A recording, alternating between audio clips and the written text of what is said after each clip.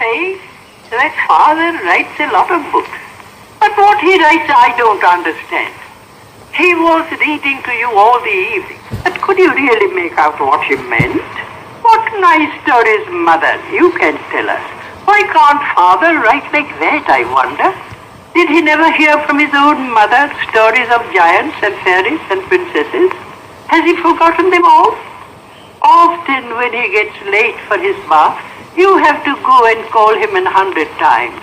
You wait and keep his dishes warm for him, but he goes up writing and forgets. Father always plays at making books. If ever I go to play in Father's room, you come and call me, what a naughty child. If I make the slightest noise, you say, don't you see that Father's at his work? What is the fun of always writing and writing?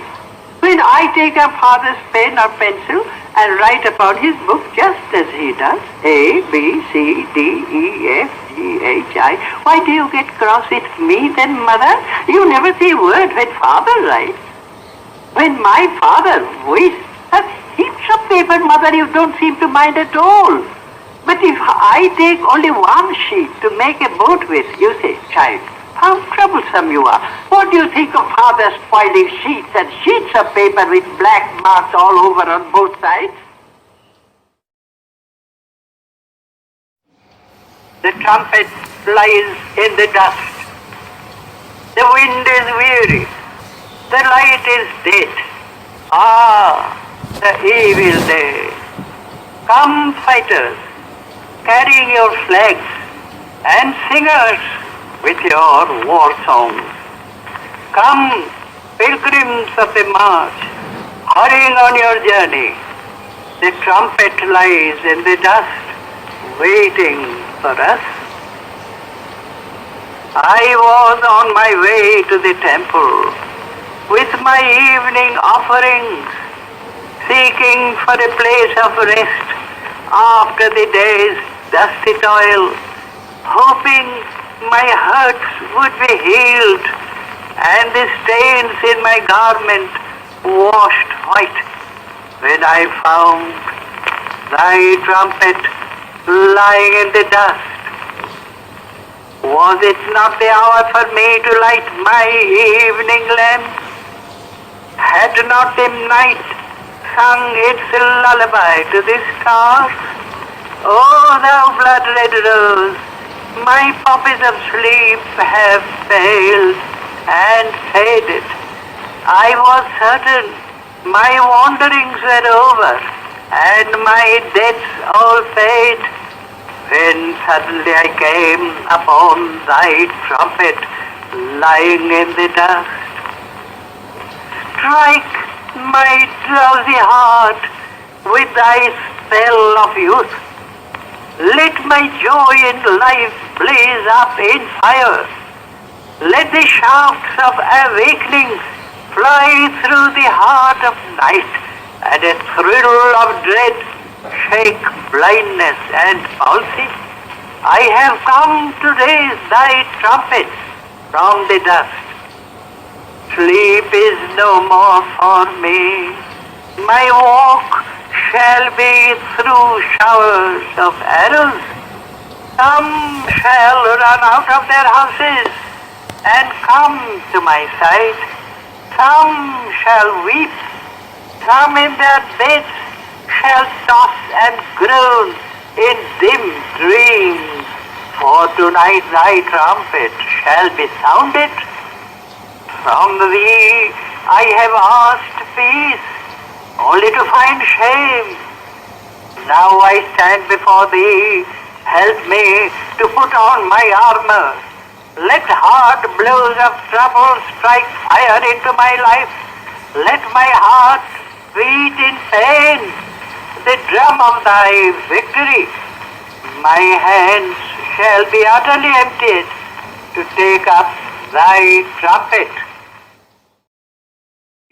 A sudden spring breeze of religious experience for the first time came to my life and passed away, leaving in my memory a direct message of spiritual reality. One day, while I stood watching at early dawn the sun sending out its rays from behind the trees, I suddenly felt as if some ancient mist had in a moment lifted from my sight, and the morning light on the face of the world revealed an inner radiance of joy. The invisible screen of the commonplace was removed from all things and all men, and their ultimate significance was intensified in my mind. And this is the definition of beauty. That which was memorable in this experience was its human message, the sudden expansion of my consciousness in the superpersonal world of man. The poem I wrote on the first day of my surprise was named The Awakening of the Waterfall. The waterfall, whose spirit lay dormant in its ice-bound isolation, was touched by the sun, and bursting in a cataract of freedom, it found its finality in an unending sacrifice, in a continual union with the sea. After 4 days, the vision passed away, and the lid hung down upon my inner sight. In the dark, the world once again put on its disguise of the obscurity of an ordinary fact. When I grew older and was employed in a responsible work in some villages, I took my place in a neighborhood where the current of time ran slow, and joys and sorrows had their simple and elemental shades and lights.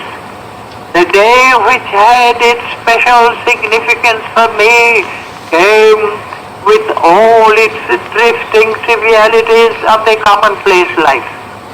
The ordinary work of my morning had come to its close, and before going to take my bath, I stood for a moment at my window, overlooking a marketplace on the bank of a dry riverbed, welcoming the first flood of rain along its channel.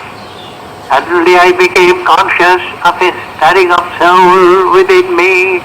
My world of experience in a moment seemed to become lighted, and facts that were detached and dim found a great unity of meaning.